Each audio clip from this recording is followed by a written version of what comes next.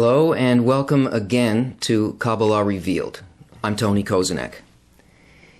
In our first show, we did an overview of what Kabbalah is about, what it is and what it isn't. And if you recall, what Kabbalah is for a person who asks the question, what is the meaning of my life? So let's see where we go from here. Let's start with a definition of Kabbalah and see what that definition is and where it can lead us. Kabbalah is a wisdom, a science, that enables man, a person, to feel and know an upper reality. This is how it addresses the purpose of life, but of course it brings up questions. What is a person? What is a man? What is an upper reality? And what is it that enables a person to feel, know, and enter an upper reality? If you recall, we looked at this diagram before, in which we see that we live, our existence happens within a complete and total reality that depends on nothing, that is unbounded, in which everything is completely interconnected, that is filled with infinite pleasure, complete knowing, and contact with everything that exists in reality. And yet the Kabbalists tell us, the ones who have attained this whole system tell us that for a certain purpose, we descended from this way of existence, this way of being, through a system called worlds. Worlds are olamim, from the Hebrew word olam, which comes from the root ha'elem, which means to hide, hiddenness. And we descended from this complete connection with reality until we reached a place, a crossover point called a barrier, and our existence happens in a very, very limited way here in a place called our world. Our world is a place that has no sensation whatsoever of any of these worlds, and these are spiritual worlds, all of these. This is what's considered to be the physical world or corporality. So, if you want to know the purpose of life, the meaning of your life, it would be a good thing if you knew what the plan was. And it seems like that's an impossible thing. It's almost a source of jokes that anyone could possibly answer that question about the meaning and purpose of life. But that's where the Kabbalists start. Those who have attained this entire reality tell us that there is a plan, a blueprint for all of reality and for all of creation. They tell us that the purpose of life is to create a creature and to fill that creature with unbounded delight. To create a creature and to fill the creature with unbounded delight. That is the complete and total meaning, purpose, direction of everything that ever can occur, will occur, only happens for that purpose. In that thought, in that intention, in that thought behind all of creation, all of the rules for everything that would occur were set down. All the principal laws that govern the spiritual and physical worlds, all are rooted in that one thought.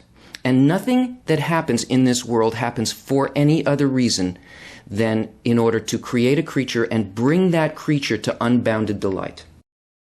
So, what is it that keeps a person out of the spiritual world? What is a person? Well, we have to understand how our perception of this reality, the way in which we perceive reality, causes a hiddenness for us. This is a person, a closed box with 5 openings.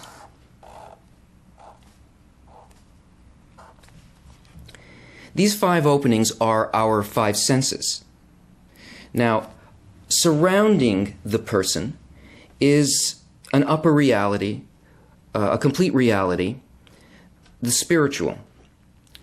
And from that complete reality, things approach us. That is, what appears to be an exterior reality of some sort of unformed something approaches the person, and through the five senses that we possess, we determine what that thing is. In other words, what does reality consist of according to my senses? So this spiritual object approaches the box, but something odd happens here. It doesn't actually enter the box. The box is a closed system, because rather than this object coming in, it hits a barrier, a kind of transducer like an eardrum or a retina or a nerve on the surface of the skin or a taste bud. And instead of getting the thing on the outside, this thing gets reduced and is passed through a program, this thing here. And as it passes through this program, it gets interpreted into something that we can understand according to certain principles within the program. Once it passes through this, it leaves our box or this machine, and what it produces is our reality.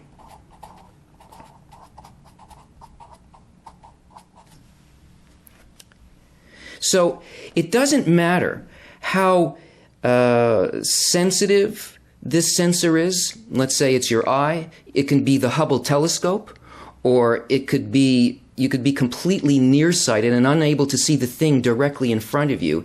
It doesn't matter the degree of sensitivity. What matters is the programming. What happens here within this subjective system in the machine? Whatever it is that comes into here can only be what this program says that it is. Not what this is, but a reduction that can be understood by the program. So, what is this program that limits this? This is objective reality, and this is the limited portion of it that we can perceive. This program is called egoism. It's self-concern. What's in it for me? How is this going to affect me? As a result of this, the person is locked into a subjective view of all these things, only in relation to how it feels inside of the box. And at no point does it have any sense of what really exists outside of the box. So we've got a problem, because every single one of our five senses works by exactly the same program. Not one of them can tell us anything about what exists outside of that program. So in order to know what surrounds us, what the greater reality is, we need to develop an additional sense. What the Kabbalists call a sixth sense. Not the sixth sense of the lady who tells your fortune, but a sense that actually can make contact with what exists outside, that is not bounded by that kind of programming. And in order to do that, well, you have to need to do it.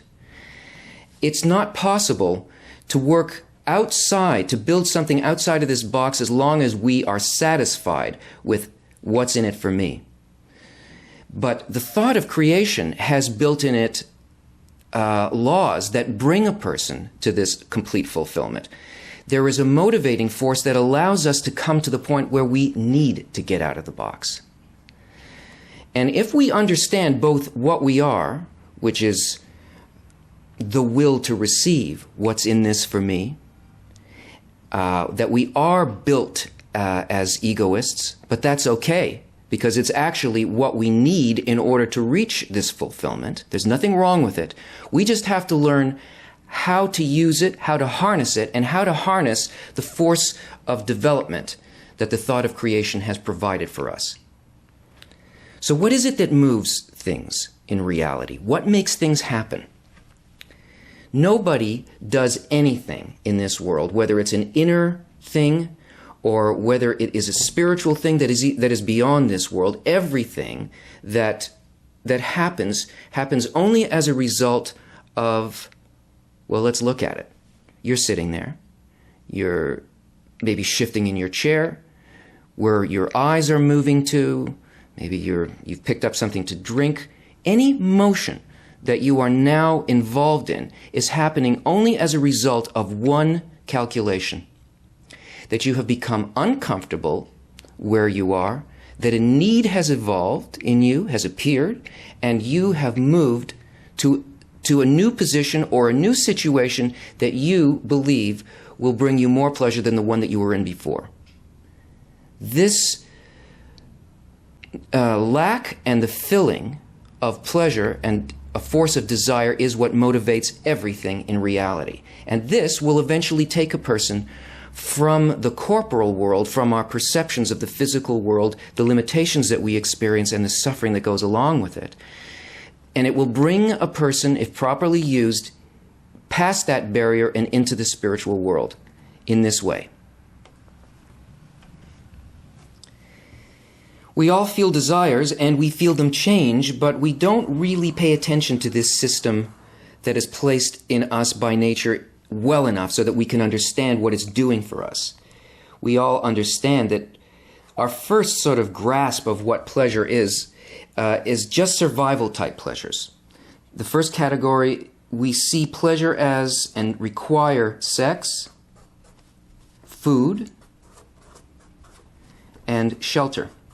All of our efforts, our work, what we perceive around us, the whole goal of our lives has to do with finding and getting these things. And this is a desire that we have in common with animals. It doesn't require other people. We just need this to survive. And once we have this filled, we realize that life is about much more than that, and we can't be satisfied with it. And a second category of desires appears. This is a desire for wealth. Wealth is the accumulation of the first category, so that I'll never have to worry about it again. I will be able to control it. And once we fill this desire for wealth, we come to the feeling that, is that all there is? Something else grows in us. Now, notice that it's not simply that it's another desire that's growing, but it's a greater desire, one that encompasses the one before it. In other words, here we have a small desire and a small filling. And here we have a desire that is grown, and it requires a greater filling. And this one is incorporated in this one. So now, if I can't be filled by wealth, there's a new desire that arises in me, and that is a desire for power. This doesn't happen only to the individual in their lives, but it's happened to humanity as a whole throughout history. The whole scope of history has been the evolution of these desires. Power is the ability to control both this and this. All systems that will bring me the greatest collection of that. Now, this is political power, this is empire, this is control in my job. And once I have that, I can no longer be satisfied with it. I become empty, I feel a lack. And a fourth desire is placed inside of me, a greater, expanded desire for something that encompasses all of that, and that is knowledge. Knowledge is the barrier, in a sense, of what it is that we define as the physical world. These desires, 1, 2, 3, and 4, all have to do with what we perceive as pleasure, that is, what we are being filled with and what we want, what will satisfy us. Well, knowledge is science, it is religion, it's art, it's the pinnacle of what we consider to be what humanity could possibly achieve. And yet anybody who seriously delves into this very great desire and attempts to fill it eventually discovers that this is empty as well, that there are no answers in science for the real causes of things. Because there's no answer to purpose. There's only mechanical answers, and the answers only have to do with these desires. Religion, though it gives us beliefs, cannot give us access to what it is that we really want, a direct knowledge. And so once a person becomes empty as a result of having this fulfilled, something very different and very special happens. A new desire arises. But this desire is not a desire from this world. This is a desire placed within our heart, which is the sum of all desires that we have. both for this world and for what's beyond it. A desire is placed in us from a completely other level of development, from the greater reality. And what appears inside of our heart is a point in the heart. That's what the Kabbalists call it. This point is a part of the greater reality. It has an aspect of spirituality which, if this desire becomes fulfilled, unlike these, it grows continually until it fills our entire experience, our entire existence, and can bring us into the spiritual world. So, what is an upper reality? Well, the Kabbalists who have attained the totality of reality tell us that it consists of a particular quality. They tell us that we are created in exact opposite phase to the quality that exists in the upper worlds, and this is why we cannot perceive what's there. It appears as though there's nothing there at all.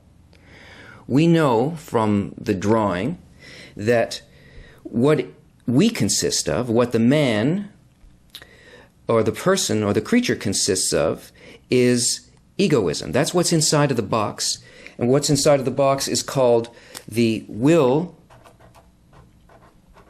to receive.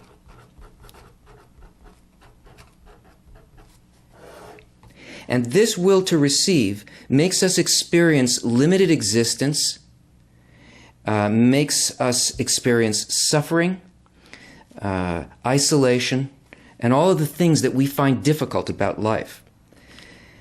And what exists outside of this in the non-subjective condition of egoism is an objective reality that the Kabbalists tell us is the will to bestow. The will to bestow is unconditional altruism.